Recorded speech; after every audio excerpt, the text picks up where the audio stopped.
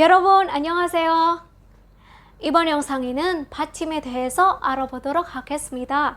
자, 시작하기 전에 구독, 좋아요, 알림 설정까지 꼭 눌러주시기 바랍니다. 자, 여러분, 받침이란 무엇인가요? Apa itu 받침? 받침 merupakan konsonan akhir dalam suku kata. Sebagai contoh, aku punya kata 안녕. 안녕. Kata 안녕 terdiri atas dua suku kata. Suku kata yang pertama adalah an dan suku kata yang kedua adalah nyong. Pada suku kata yang pertama yaitu an, terdapat konsonan nien yang berada di bawah atau terletak di akhir suku kata. Dan konsonan nien inilah yang dinamakan 받침. Kemudian pada suku kata yang kedua yaitu nyong, terdapat konsonan ieng yang letaknya di akhir suku kata atau posisinya berada di bawah. Nah, konsonan ieng ini dinamakan 받침. Gimana? Ada sedikit gambaran tentang apa itu 받침? Kalau masih bingung, aku akan kasih contoh satu lagi. Aku punya kata subak yang artinya adalah semangka. Kata subak terdiri atas dua suku kata. Suku kata yang pertama adalah su dan suku kata yang kedua adalah bak. Pada suku kata yang pertama, su, tidak terdapat 받침. Sedangkan pada suku kata yang kedua yaitu bak, di sini terdapat konsonan giok yang posisinya berada di bawah atau terletak di akhir suku kata. Dan konsonan giok ini berfungsi sebagai 받침. Gimana? Sudah makin paham tentang apa itu 받침? Nah, yang perlu teman-teman ingat adalah 받침 selalu terletak di bawah atau posisinya selalu berada di akhir suku kata. Ingat ya, 받침 selalu berada di akhir suku kata. Nah, kenapa sih kita harus belajar 받침? Ya, karena 받침 sangat penting ya. Ketika kita belajar tata bahasa Korea, ataupun ketika kita mengucapkan atau melafalkan kosakata bahasa Korea, ada kata-kata yang mengalami perubahan, tergantung ada tidaknya 받침. Jadi, teman-teman harus tahu apa itu 받침. Jika teman-teman sudah belajar tentang huruf konsonan Hangul di Hanbuce Channel, tentu teman-teman tahu jumlah huruf konsonan dalam Hangul adalah 19 huruf. Dan dari ke-19 huruf ini ada 3 huruf yang tidak termasuk 받침. Atau dengan kata lain, semua huruf konsonan Hangul bisa menjadi 받침 kecuali 3 huruf. Antara lain adalah sang diket, sang biok, dan sang ciet. Ingat ya, ketiga huruf ini tidak termasuk 받침.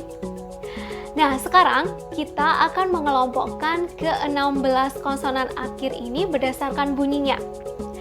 Kita bisa mengelompokkan ke-16 konsonan akhir ini menjadi 7 macam bunyi. Apa saja? Simak tabel berikut ini.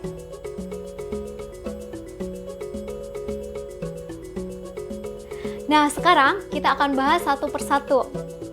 Yang pertama adalah huruf giok, kiek, dan sang giok. Ketiga huruf ini apabila berada di akhir suku kata berbunyi ka. Sebagai contoh, pada kata sok. Pada kata sok terdapat konsonan akhir giok, dibaca sok. Kemudian pada kata buok. Buok, di sini terdapat 받침 atau konsonan akhir kiek dan dibaca buok. Dan contoh yang ketiga adalah kata bak. Bak. Kata bak terdapat konsonan akhir atau terdapat 받침 sang giok. Dilafalkan bak. Jadi huruf giok, kiek, dan sang giok bila berada di akhir suku kata atau sebagai 받침 dibaca ka. Yang kedua adalah nien.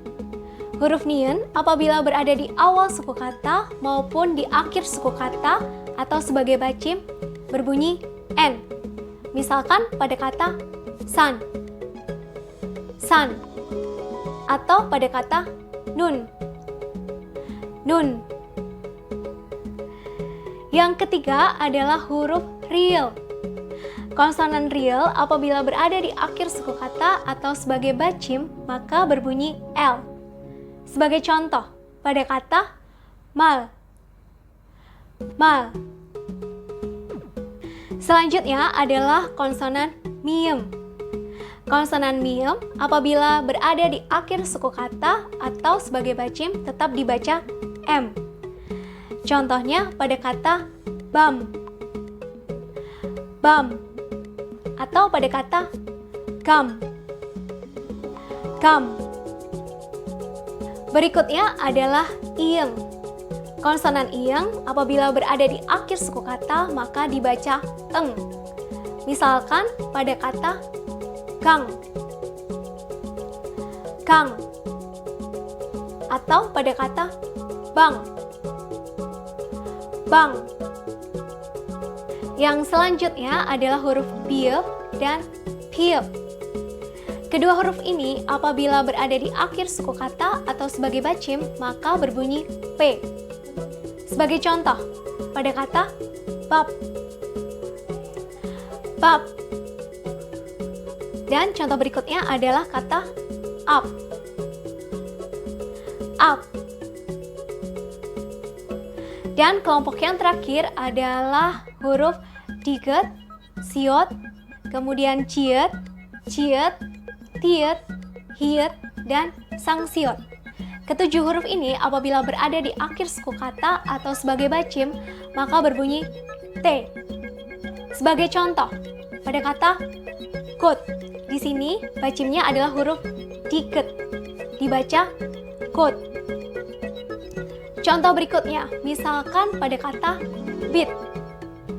Bit, konsonan akhirnya adalah huruf siot dan dibaca bit, bukan bis, tetapi bit. Kemudian, contoh berikutnya adalah kata nat. Nat.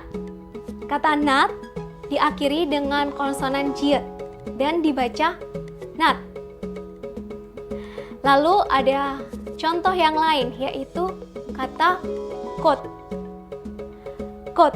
Pada kata kot diakhiri dengan konsonan jiet dan dibaca kot, bukan coach, tetapi kot. Contoh berikutnya adalah kata meet. Meet. Kata meet diakhiri dengan huruf tiet dan di sini dibaca meet.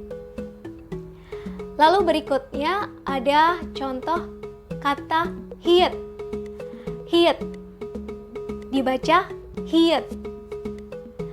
Dan contoh yang terakhir adalah kata itta. Pada kata itta terdapat konsonan akhir sangsiot, tetapi dibaca itta. Ya, itu tadi adalah pengelompokan ke-16 konsonan akhir berdasarkan bunyinya. Oh ya, huruf hiet apabila berada di akhir suku kata atau sebagai bacim dibaca T. Tetapi huruf ini sedikit tricky ketika dilafalkan. Jadi di episode selanjutnya aku akan membahas secara khusus mengenai pelafalan huruf hiet. Nantikan ya di episode selanjutnya. 자, 여러분, 이 영상이 마음에 드셨다면 구독, 좋아요, 댓글, 알림 설정까지 부탁드립니다. 다음 영상에서 또 만나요. 안녕!